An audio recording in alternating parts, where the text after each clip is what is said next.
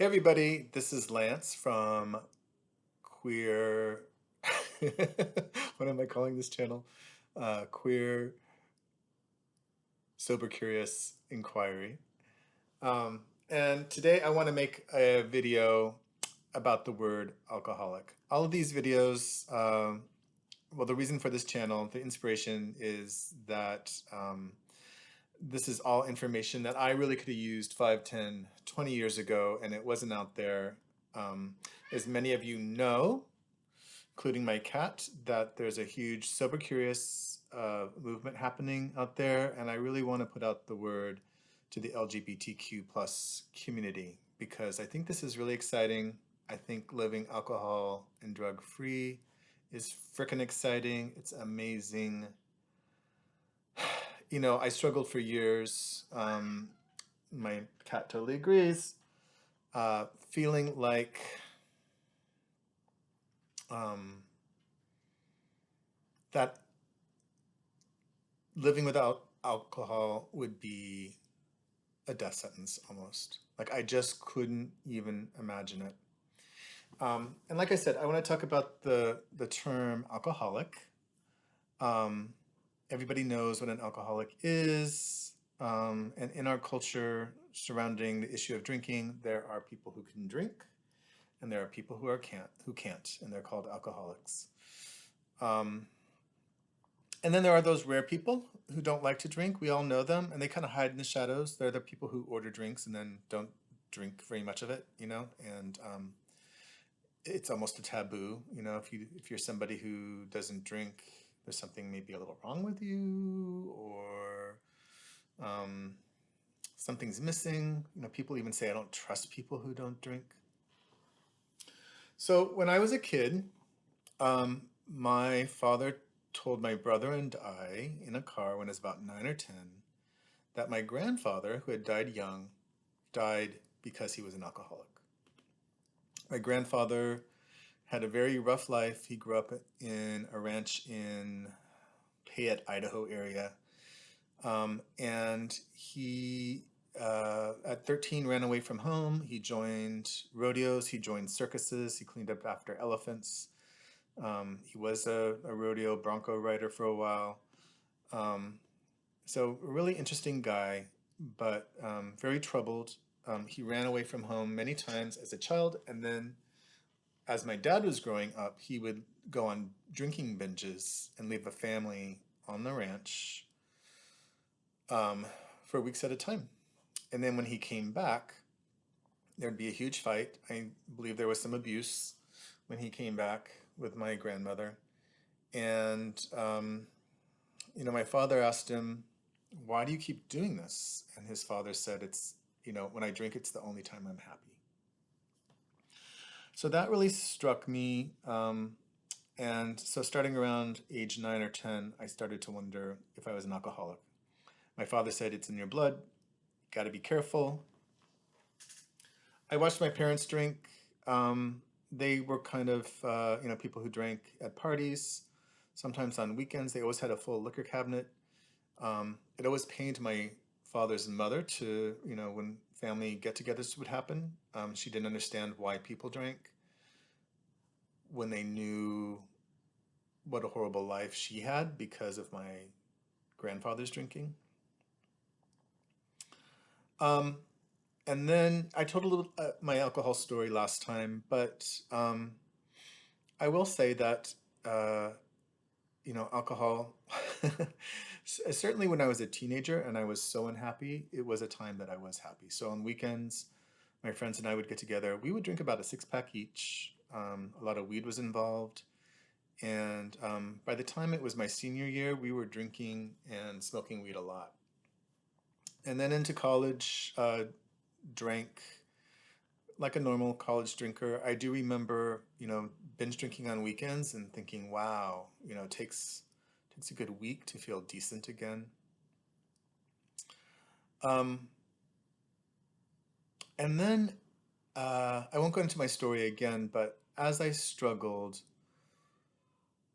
with my drinking, um, which was mostly wine in the evenings along with Netflix, or TV shows, that question was up for me, and I saw signs, and I even reached out to doctors, and they immediately would put me in these programs, which were very 12-steppy.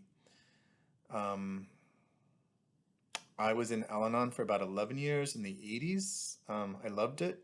I loved the 12 steps. I loved, I had my usual distaste for the language, but I went to very lesbian dominated Al-Anon meetings that were for adult children of alcoholics. And frankly, I was there because I just needed to be in a place where people were talking about their struggles and um, how they were leading healthier, happier lives.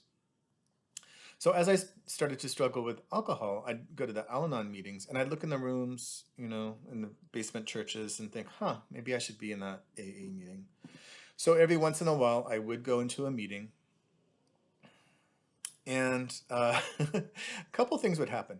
After an AA meeting, I have to say, I never wanted to drink so badly. I was in a room full of people who, wah, wah, wah, they had the bad gene, they had the allergy, they had the disease, and they couldn't go to the parties anymore. And there was a heaviness and a sadness and a struggle, and I did not want to be a member of that club. I was happy to be a grateful member of Al-Anon, but I did not want to be in those rooms. And, even in Al-Anon, when we talked about the alcoholic, it was with such heaviness, and it was, it was a disease, and it was only certain people, and I was very clear I did not want to be that. I did not want to spend the rest of my life wanting something that I couldn't have. So, fast forward, I continued to notice that my drinking, my evening drinking was, that I was drinking more and more. I did add weed to the mix. So I was feeling pretty groovy in the evenings and feeling really crappy in the mornings. Not full on blown out horrible hangovers, but just toxic and crappy. Um, and I knew I wanted something better. I didn't want to drink the way I was drinking. I knew I couldn't stop. I knew I didn't want to be an alcoholic. um, and the last time I talked to my doctor, they came up with a term for me. Sorry, my cat he's really active right now. And that term was alcohol use disorder. My doctor said I had alcohol use disorder, and he said that I was on the mild to moderate end of the spectrum, and that it was a spectrum, and that people went from mild to extreme. And one of the criteria for knowing if you're on the alcohol use disorder spectrum is if you need to drink more now than you did when you first started to get the same effects. That's a whole lot of people. That's a lot of people. And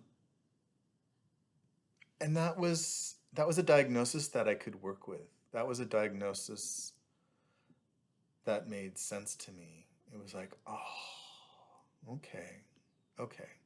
Here's a place I can walk in. And so I have to say that I think the term alcoholic kept me drinking for years because I didn't want to be an alcoholic. I didn't, did I qualify? I bet some people would say I did. The only requirement for membership in AA is a desire to quit drinking. Did I, at the time, did I desire to quit drinking? Yes, but I think most people, when they start to acknowledge that they might be addicted to alcohol, we can't fathom life without it. It's our best friend, it's our tool, it's our crutch. And the alcoholic versus normie system paradigm that we have in our culture is not workable for a lot of people. And recently I read a statistic that if uh, adults who drank only the amount that the U.S. health authorities say we can drink. Those systems that say men can have 3 drinks, I don't know, 3 times a week, and women can have 2, something like that. That if everybody followed those guidelines, the alcohol industry would lose 80% of its profits. So I'm making this video because I know there are so many people out there who are struggling, and that this question, am I an alcoholic, am I not an alcoholic, is getting in the way.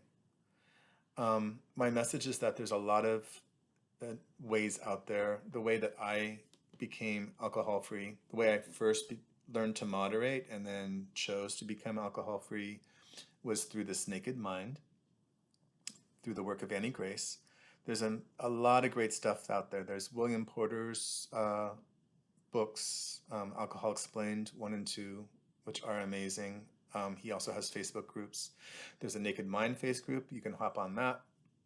Holly Whitaker is amazing if you want to learn more about AA and its history, and definitely acknowledging that it has helped and served so many people, but that frankly it was made by white Christian middle-class men in the 30s, and that culturally and systematically it doesn't serve everybody. It often doesn't serve women, it often doesn't serve people of color, and it often doesn't serve LGBTQ folks, people with disabilities, basically everybody else. It's a system of humbling, and we, certainly humility and being humbled is great, but for a lot of us who are marginalized, that's not where we need to start. That doesn't serve us. So again, there's a lot of other ways out there. I don't think the term alcoholic serves us anymore. I think alcohol use disorder is a much healthier term. I think it allows people to enter and to contemplate and to investigate this as a wellness issue. And the last thing I'll say about it is I think questioning not what's wrong with me, but what might be wrong with alcohol. That's that's a whole nother ballgame. And not the question, am I bad enough to quit alcohol, but is alcohol good enough for me? And those are fucking exciting questions. And again, my cat agrees. One thing, since I quit drinking alcohol, I'm probably a much better pet daddy. I'm a much better person. I'm a much better artist, much better friend, much better everything. And it's because I feel good. I feel good most of the time. So the last thing I'll say is that this is an exciting journey. It's a wellness journey. It's not something that you have to be depressed about. Most folks out there who are drinking and struggling with alcohol are not addicted to the point where it's dangerous. If it is dangerous, talk to your doctor, go into rehab. But for most of us, our addiction is not to the point where if we start to cut back and take breaks, that it's going to be dangerous. It's not a Amy Winehouse situation. If it is an Amy Winehouse situation, then please talk to your doctor. This is not our fault. This alcohol is a highly addictive drug, and the alcohol industry persuades us to drink in more ways than you can even imagine. And then culturally, it's just our culture is obsessed with it. So if you have any questions, please put them in the comments. I'm just starting this YouTube channel, so please like and subscribe, all that. I'm hoping to create a queer community where we can talk about these issues, where there's no judgment, where it doesn't have to be a black and white issue, and that where we can feel safe talking about it and commenting on it and figuring out what's true for us, because that's really what's important, that you decide and figure out what's true for you, and it's based on your experience. We can certainly be inspired by others, but we will make changes when we feel good about them, and we will make changes when, I believe, when we're empowered. All right, thank you.